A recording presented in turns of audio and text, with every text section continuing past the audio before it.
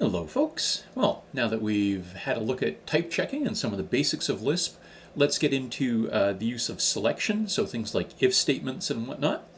There are a whole slew of different functions provided by Lisp to check things like this. So if can be used to check if something's true and return one of two values. Cond is essentially used for sequences of if-then-elses. So if this is true, return an A, else if this is true, return B, else if this is true, return C, that kind of a structure. There's case that acts a lot like a C switch statement. Typecase that acts like case, only it's for checking the data type of something rather than checking the value of something. There's a function called when that basically says, okay, well, if this is true, then do a bunch of things and return the last one. And then there's an unless that's if something is false, do a bunch of things and then return the last one. So a whole slew, and you're going to use whichever one seems the most appropriate for what you're trying to accomplish right now. So we'll just run through the basics of all of these. So the most basic one is the if function. And the syntax is if the condition you want to check, the thing you want to return if it's true, and the thing you want to return if it's false. And of course those can be function calls, so they can be fairly complex. So if the condition is true, then return the first value, otherwise return the second value. You can leave off the second value, in which case it defaults to nil. So any value, any literal value, any function call is valid as either of those two beasts, but you can't put multiple extra steps in there. We'll come back and look at how you can insert a block as one of those steps, but later. So if I wanted to do something like check if x is a number, if it is a number, return its square root, otherwise return an error message, a string saying it's not a number. Right? So we could go through and say, okay, if, and we'll check, is x a number? So number px. If it is a number, return the square root of x. And if it isn't a number, return the string not a number. And so you've got this pretty typical syntax. You can go through and nest if statements. Again, that first thing and that second thing can each be a function call if you like. And if statements themselves are functions. So we could quite happily go through, and if I wanted to do something like if x is a number, then if x is less than 0, return the square root of negative x, otherwise return the square root of x. Otherwise, so if x isn't a number, if x is a string, return one thing, otherwise return something else. Right? So we get this kind of nested functionality. One approach to do that would be to have our top level test. So if x is a number, so we've got our condition, and then the two halves, the if it is a number and if it isn't a number, are each if statements on their own. So if x is a number, it's going to do this first one. And so it's going to say, okay, well, if x is less than 0, give back the square root of negative x, otherwise give back the square root of x. And then the else case, if x isn't a number, it'll go off and say, okay, well, if x is a string, return the length of it, otherwise return nil. Right? So you can go through and nest these things. Now, as you can see, it starts getting important to be able to match your brackets up. And it actually becomes fairly important to have a decent layout so that you can visually see what's going on as well. Pick an editor that does bracket matching for you. This is going to be really important in debugging your Lisp from this point out. So if you notice, we've got our if statement here, right? We've got that first block, we've got the second block, we've got the third block, and then this last bracket is closing that if statement. And similarly here, we've got, if the first block, the condition, the first block, the second block, this one is ending this if, and the last bracket there is ending the outer if you want to think of it that way. So again, being able to match brackets is fairly handy. You can put together sequences of these things. So if I usually wanted say in C or something like that, I wanted to say if A, then do W or return W, else if B, then X, else if C, then Y, else Z, then we could structure this with a bunch of nested ifs, where I'm saying if A is true, W, and then the else case, right? Else if B, then X, and then B's else case, else if C, then Y, and C's else is the Z, and we just have to make sure we close all these things off, right? So we've got the bracket to close off that first one, we've got the bracket to close off the middle one, and the bracket to close off the outer one. Again, being able to match brackets with your editor is really, really useful.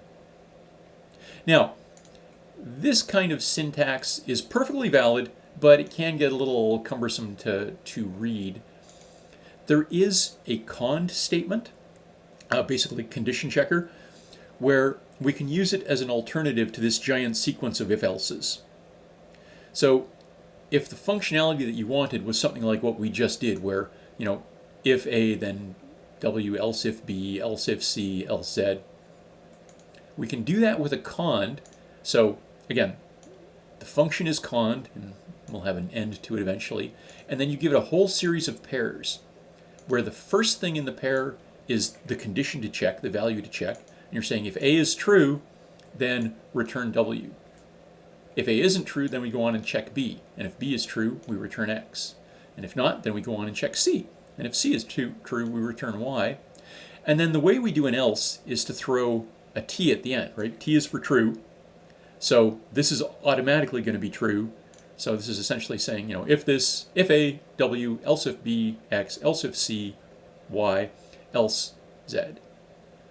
And so just remember that you've got these pairs that you're working with in your cond. So as an example, right, we've got our cond, and what we're going to say is we're going to test if X isn't a number, we'll return X.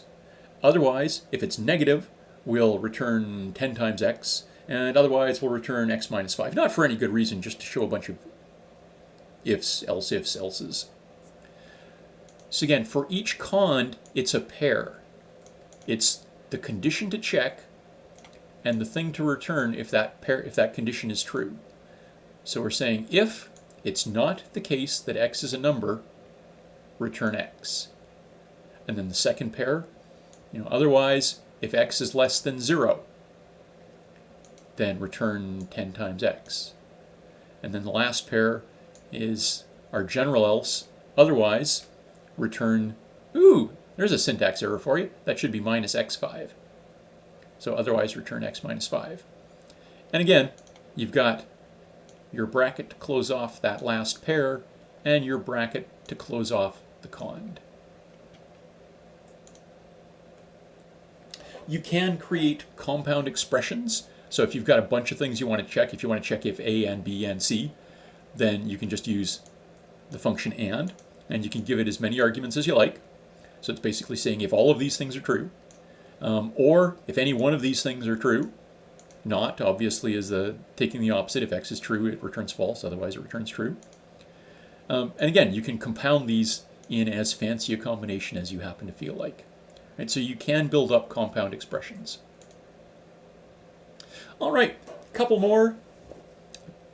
For if, all you can really do is say if this thing is true, return the first value, otherwise return the second value. Sometimes you want to do a bunch of things if something's true. So this is where when comes in. So you have when, the condition you want to check. If that condition is true, then it will go through and do each of the statements that are remaining in this when block, and it'll return the value of the last one. So in this case, if X is less than 0, or pardon me, then we'll go through and print a statement, and we're missing an X out here as well. Sloppy. And then we'll set X to negative X, and that last statement, the last statement that runs, is the one whose value is returned, right? When is a function, it's got to return a value, so the value it returns is the last thing in that block. So you can happily play away with when blocks. Unless is pretty much the opposite. It's saying if the condition is not true, then do this stuff. And return whatever the last statement happens to be. So you can do a block of things and return the value of the last one. Case statements, again, act kind of like a switch in C, where you say case, and then the expression that you want to check, and you give it a whole bunch of pairs where each one is a value, and then a thing to return. So you're basically saying if x is 0, then return this. So in this case, it's going to print out a message and return nil. Otherwise, if x matches this string, return this. Otherwise, and here we can use the keyword otherwise to be the generic else case, do this. So, case statements, again, is basically just saying, is x equal to this? No, else. Is x equal to this? No, else. Just keep going, and eventually an otherwise at the end to wrap it all up. And then typecase is a similar idea, except it's just looking at the data type for the expression rather than the value. So if I say typecase and x, I can give it a whole series of pairs where each one is a data type, and then the thing to return if x has that type. And again, you can use t for true as the last one, as the default case, if you like. So a whole slew of different options in terms of doing your selection, checking the value of something, checking a condition as doing one thing if it's true and something else if it's not.